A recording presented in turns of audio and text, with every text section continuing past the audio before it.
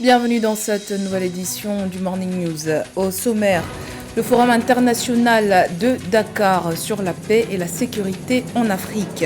À l'ordre du jour de cette 8e édition, les questions de stabilité et de souveraineté, celle-ci étant au cœur des récentes actualités sur le continent.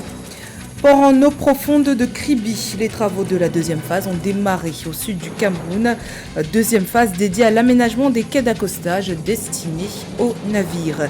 Et puis, ouverture d'un centre de protection infantile et médicale à Abidjan, en Côte d'Ivoire.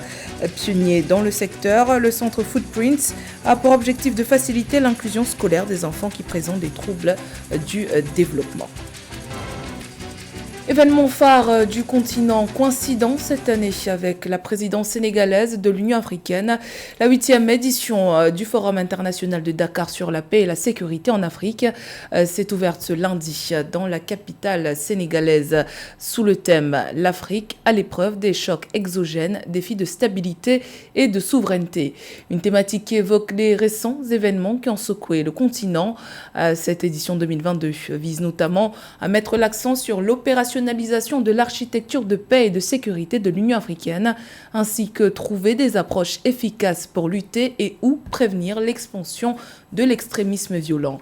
L'Afrique entend pleinement jouer son rôle dans la résolution de ces problématiques, comme le président sénégalais Macky Sall l'a souligné dans son discours d'ouverture. On l'écoute. Et face au terrorisme, les opérations classiques de paix des Nations Unies ont montré leurs limites. Nous n'avons rien contre le système des Nations Unies, c'est notre système. Et je pense que ce forum, au fil des ans, a eu à prouver qu'il est temps de changer la doctrine. Des casques bleus attaqués jusque dans leur propre base, sans capacité significative de riposte, ne peuvent assurément pas protéger des populations menacées par des groupes terroristes. Comment d'ailleurs maintenir la paix quand elle-même, elle n'est pas rétablie? Voilà.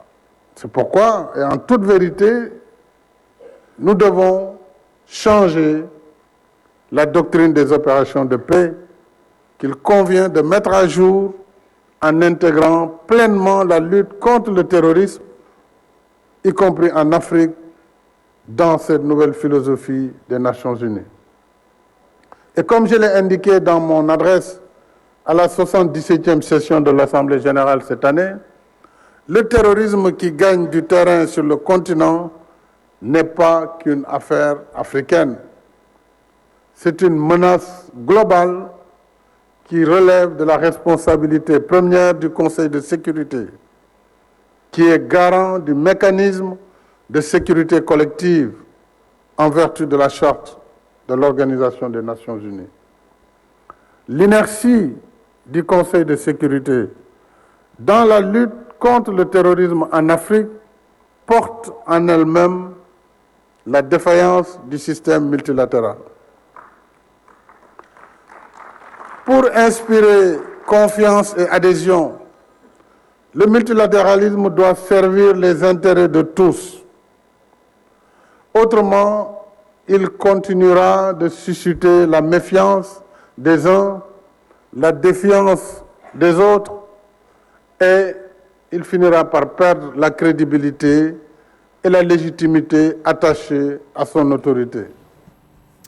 Parlant de stabilité et de souveraineté, la deuxième session extraordinaire de la conférence des chefs d'État et de gouvernement de la communauté économique des États de l'Afrique centrale s'ouvre ce mardi 25 octobre à Kinshasa et sera exclusivement consacré au processus de transition politique en cours au Tchad, ce dans le cadre du Conseil de paix et de sécurité de l'Afrique centrale.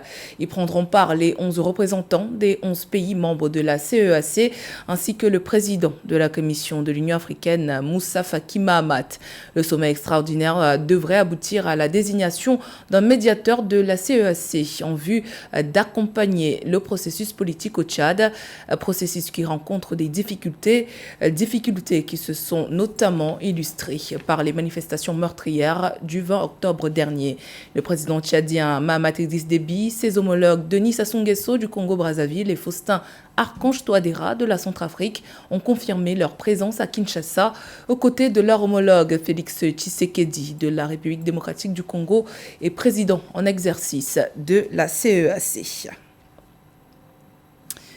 Les travaux d'extension du port en eau profonde de Kribi au Cameroun ont été amorcés. Samedi 22 octobre, la China Harbour Engineering Company, en charge de la construction de l'infrastructure, a procédé à la mise à l'eau du premier caisson de quai.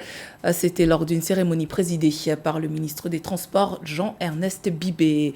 Le complexe industriel-portuaire de Kribi, situé dans la région sud du Cameroun, se positionne de par ses caractéristiques comme l'une des plus importantes plateformes portuaires de la côte ouest africaine. Retour sur cet événement dans ce reportage de Narcisse Ouma. Dans le sud du Cameroun, les travaux de développement de la deuxième phase du port en eau profonde de Kribi entrent dans une nouvelle phase avec la mise en eau du premier caisson de quai de cette étape de construction de cette plateforme portuaire. L'événement qui s'est tenu le 22 octobre traduit pour les autorités du pays un engagement ferme pour l'atteinte des objectifs dans le cadre de ce projet. Vous aurez certainement constaté, le gouvernement de la République a l'ambition de faire de ce port autonome de Kribi, une plateforme de référence en matière de transport et de logistique maritime. Je ne doute pas un seul instant que le vaste chantier de la phase 2 sera conduit et livré conformément au délai fixé d'accord parties et à ses spécifications techniques.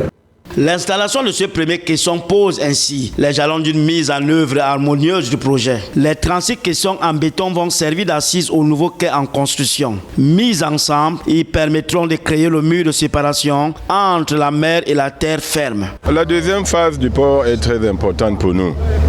Comme vous le savez, elle permet d'étendre les installations. D'abord, principalement les quais. On va construire 700 mètres linéaires supplémentaires.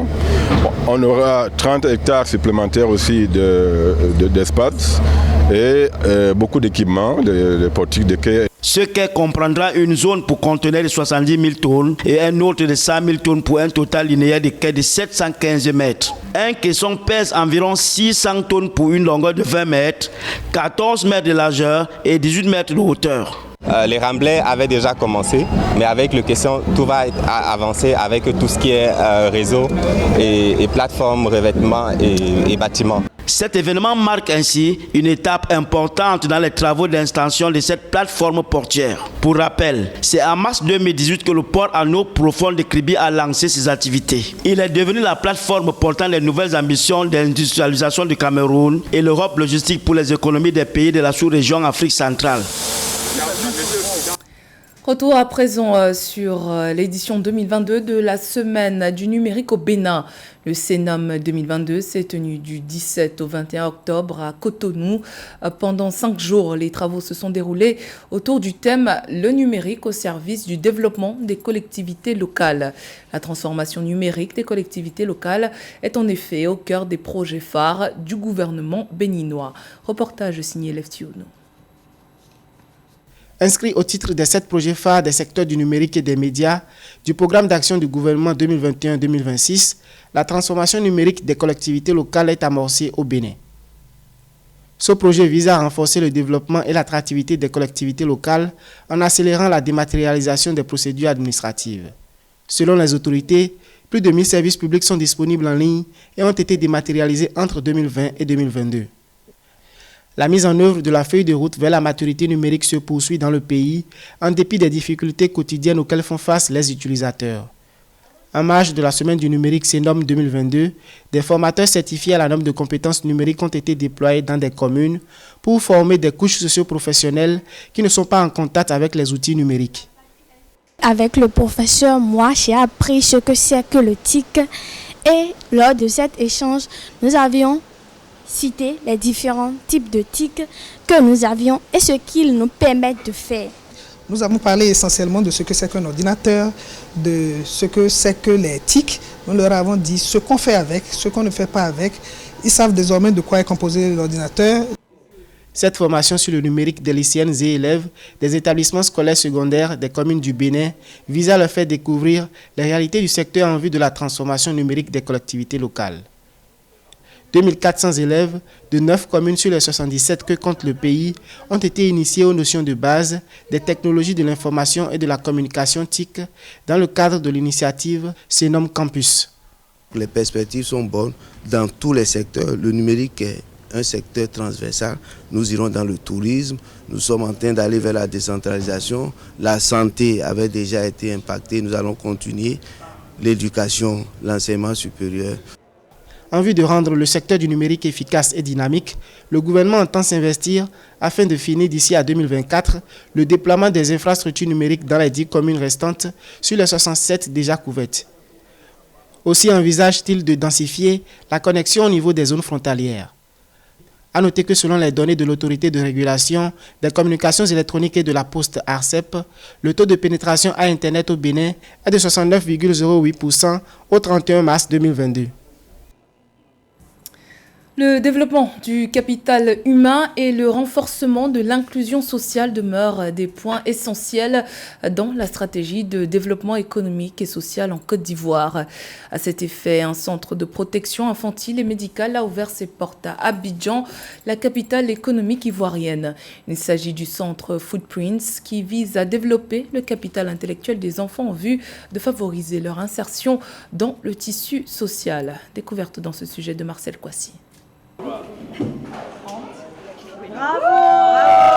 Le développement du capital humain et le renforcement de l'inclusion sociale restent des points essentiels dans la stratégie de développement économique et social en Côte d'Ivoire. À cet effet, un centre de protection infantile et médicale, premier du genre dans le pays, a ouvert ses portes à Abidjan. Basé sur une perspective neurodéveloppementale de l'individu, le centre Footprints vise à améliorer le bagage intellectuel des enfants et à favoriser leur insertion dans le tissu social.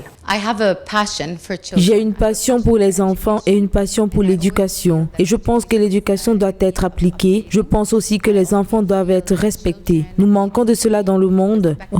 Nous manquons de cela dans le monde de l'éducation. Et c'est la principale raison pour laquelle j'ai été amenée dans ce domaine et je veux le diffuser dans le monde entier. Joseph Haddad, neuropédiatre, a présenté la particularité de ce centre. Alors la particularité de ce centre-là, qui combine harmonieusement une garderie et un tissu de thérapeutes qui sont spécialistes dans le développement de l'enfant, c'est cette symbiose-là qui va nous permettre d'approcher ces enfants dans une perspective neurodéveloppementale. Ça veut dire qu'il va donc essayer de tracer et de suivre le développement de l'enfant, et à tout moment, s'il y a une anomalie de ce développement, les thérapeutes qui sont au deuxième étage dans ce centre interviennent pour rétablir ou corriger ce trouble-là. Voilà cette particularité, c'est une approche neurodéveloppementale qui se base particulièrement sur le développement psychologique et le développement moteur de l'enfant. Pour les responsables de Footprints, le but ultime de ce centre est d'assurer un bagage intellectuel aux apprenants et de faciliter l'inclusion scolaire des enfants qui présentent des troubles du développement. Les chercheurs africains plaident pour l'inscription de la cité historique de Ouidah dans le patrimoine de l'UNESCO, à l'instar de l'île de Gorée au Sénégal. Ce site, qui a vu pendant 3 siècles partir pour les Amériques plus d'1 million d'esclaves, est aujourd'hui l'un des atouts du Bénin pour son développement touristique. Un colloque scientifique organisé les 20 et 21 octobre dernier a permis de jeter les bases pour l'inscription de la ville de Ouidah au patrimoine immatériel de l'UNESCO. Retour sur cette rencontre dans ce reportage de Lefty Ono. Des chercheurs, acteurs culturels et sociopolitiques se disent préoccupés de la question des mémoires de la traite négrière transatlantique en Afrique, en Amérique, en Europe et dans les territoires de l'océan Indien. Ouidah, la cité historique du Bénin, qui dispose de nombreux sites touristiques patrimoniaux, notamment les mémoires de la traite négrière, les pratiques culturelles liées au vaudou, et les architectures anciennes a abrité à cet effet, les 20 et 21 octobre 2022, le colloque international Mémoire et survivance de la traite transatlantique. Cette rencontre sur la traite négrière s'inscrit dans la deuxième phase du projet Mémoire et survivance. Il vise à tenter une inscription de Ouida au patrimoine immatériel de l'UNESCO. Il faut promouvoir le tourisme de mémoire. Et nous avons un certain nombre de sites. Par exemple, Ouida, c'est un site vivant de l'esclavage, enfin, du moins de la traite. Parce qu'il y a deux aspects. De cette époque-là, nous parlons de la traite. Mais l'esclavage aussi s'est déroulé en Afrique. De l'autre côté, il faut voir quelles sont les survivances dans le Nouveau Monde. Vous avez l'art culinaire. Porté par l'ONG Afrique Décide, présidé par Sylvestre Ediakoto et ses partenaires, ce colloque international qui a réuni des chercheurs et acteurs culturels de 13 nations du monde constitue une contribution intellectuelle à la restauration et la préservation des patrimoines mémoriels de Ouida. Cependant, le gouvernement accorde depuis 2016 un intérêt particulier aux actes liés à l'histoire et patrimoine culturel du pays. Tout colloque scientifique en la matière intéresse le gouvernement pour pouvoir évidemment capter et exploiter au besoin les actes du colloque qui certainement nous feront avancer une fois encore dans la réflexion sur la ville de Ouida, sur son histoire et surtout sur notre capacité à mettre en tourisme. A noter que la reconstruction à l'identique de la cité historique de Ouida est inscrite au titre des 11 projets phares du tourisme, art et culture du programme d'action du gouvernement PAG2. À Ouida, de grands chantiers ont été lancés. La route de l'esclavage en plein redimensionnement patrimonial et touristique sera enrichie entre autres de la reconstitution d'un bateau négrier. C'était le journal de la rédaction. Merci pour votre fidélité. Dans un instant, une nouvelle édition de l'actualité sur Africa 24.